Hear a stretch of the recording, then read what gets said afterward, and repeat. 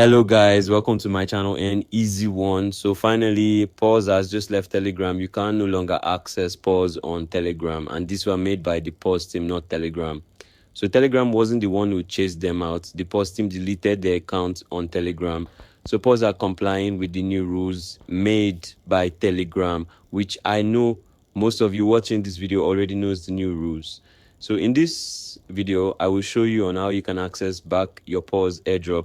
But before we get started, all I need from you guys is to like and subscribe to my channel, NEZ1, and also turn on the bell notifications for more updates. So there are two ways in which you can access your PAWS. That is, if you added your PAWS on your phone screen, you can locate it there, or go to your Phantom wallet and search for PAWS.community. The link to the PAWS community will be in the description of my video. So after clicking on the link, what you need to do is verify yourself, and it will brought to you to an interface like this. So remember, PAWS is no longer on Telegram, so you can't verify yourself using that of Telegram or Tone Wallet. Instead, verify yourself using that of Phantom Wallet. After clicking on Phantom, you can see that all your airdrop points are back. So let's wait for the claiming date, which is on the 27th.